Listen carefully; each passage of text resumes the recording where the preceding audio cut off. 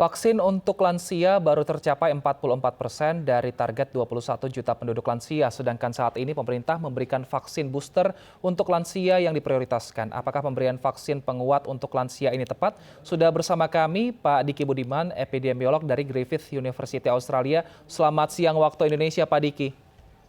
Selamat siang, Mas Wilson. Baik Pak Diki, ini kan booster terkendala karena memang belum semua lansia sudah menerima vaksin utamanya dosis kedua. Jika nanti vaksin booster ini dijadikan untuk vaksin kedua, bisakah Pak?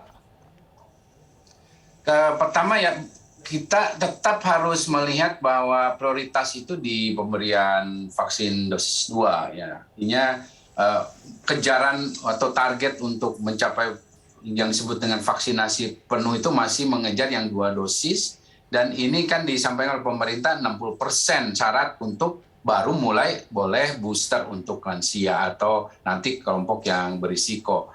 Nah ini sebetulnya benar karena jangan sampai terjadi daerah itu hanya mengejar misalnya memulai booster padahal cakupan vaksinasi yang 2 dosis ini masih di bawah target. Karena ini akan berbahaya juga ya, karena dibicara booster efektif ya kalau juga modal di vaksinasi primer disebutnya, vaksinasi primernya sudah setidaknya di atas dari setengah populasi dari total yang disyaratkan kan 70% kalau vaksinasi secara totalnya. Nah di kelompok yang berisikonya yang dalam hal ini misalnya lansia jadi rujukan 60%-nya. Nah, jadi boosternya ini akan diberikan pada 60% atau sebagian dari 60% ini yang sudah lebih dari 6 bulan tadi, Mas Wilson. Ini memang memang agak dilematis ya, tapi ini kita tidak banyak pilihan karena harus dilakukan secara paralel semuanya. Ya yang dosis 1, dosis 2, dan sekarang dosis 3 untuk kelompok berisiko tinggi. Karena ancamannya ya sekarang kita bukan hanya bicara Omikron, ada Delta, dan juga ada penurunan dari proteksi. Sehingga sekali lagi ini yang juga dilakukan di banyak negara ya, dalam hal ini untuk melindungi kelompok berisikonya, dalam hal ini terutama juga lansia, apalagi banyak lansia memiliki komorbid, supaya mereka tidak terpapar dan tidak menjadi kontributor dalam beban di fasilitas kesehatan maupun kematian. Baik, Pak Diki, apa sebenarnya yang membuat para lansia ini tidak mau divaksin atau belum mau divaksin? Apakah memang karena demografi Indonesia yang cukup beragam sehingga untuk mencapai lokasi vaksin sulit, atau memang sosialisasinya kepada warga yang mungkin pemerintah tidak getol seperti itu, atau mungkin tidak menggunakan bahasa daerah sehingga warga-warga di daerah ini tidak mengerti fungsi dari vaksin?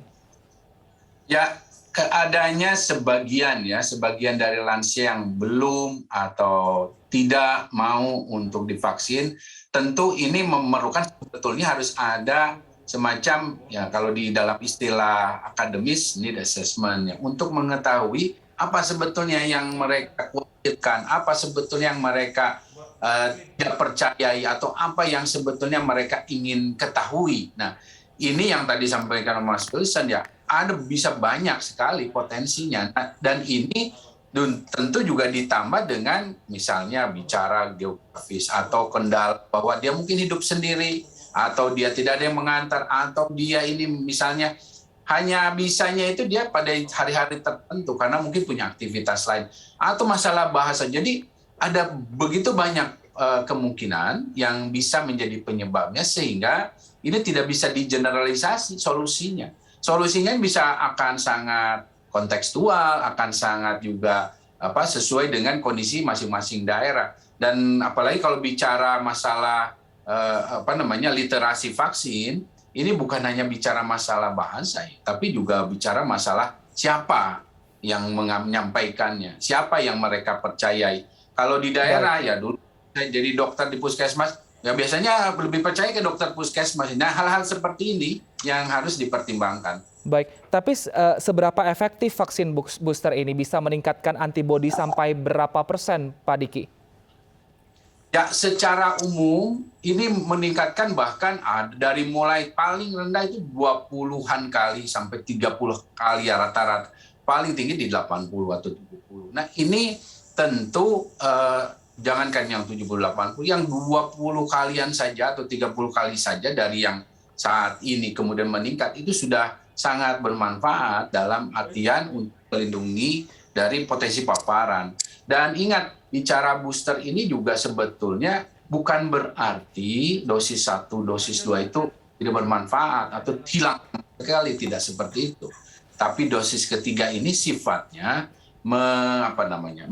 merangsang kembali penguatan respon. Jadi bisa saja sebetulnya responnya bisa lebih kuat, jauh lebih kuat dari data yang ada saat ini. Karena yang sebetulnya sangat esensial dari respon imunisasi atau vaksinasi ini adalah di sel, namanya sel memori, yaitu sel T yang bisa kuat. Nah, Pak Diki, ada yang menjadi pertanyaan bahwa ternyata dari Kemenkes menyatakan bahwa tidak semua warga ini ternyata meraih dosis penuh untuk vaksin booster. Ada yang hanya setengah dosis gitu. Ini apakah memang berbeda manfaatnya atau mengapa pemerintah membuat seperti itu? Ada yang setengah, ada yang kemudian 1 dosis. Ya, dari berbagai riset itu ada 2 hasil ya, bahwa ada yang setengah dosis dan ada yang 1 dosis. Nah, dua-duanya itu meningkatkan, ada peningkatan level proteksi. Walaupun tentu kalau bicara misalnya 1 dosis, ada jauh lebih tinggi tentu. Tapi yang setengah ini bukan sangat enggak, tetap dalam proteksi atau level proteksi yang jauh lebih memadai daripada tidak ada booster gitu. Nah, bicara beberapa negara menggunakan strategi, ada yang setengah dosis, ada yang 1 dosis. Misal saya di sini di Australia saya 1 dosis Pfizer misal. Di Indonesia setengah dosis, di banyak negara ASEAN juga setengah dosis. Karena apa? Ini bicara juga masalah stok ya Mas Wilson ya. Karena bicara untuk proteksi public health, lebih banyak orang yang punya proteksi itu lebih bagus dibanding kita milih hanya beberapa walaupun maksimal tapi mayoritas belum. Nah, ini artinya ini yang disebut dengan kekebalan yang lebih banyak ini atau di komunal itu arahnya seperti itu. Kita mengarah pada populasi yang lebih banyak. Baik, terima kasih Pak Diki Budiman, epidemiolog dari Griffith University Australia. Kita harapkan ini semoga warga semuanya mau divaksin, apalagi saat ini ada varian baru Omicron sehingga warga semoga tidak terpapar. Terima kasih Pak Diki, sehat selalu.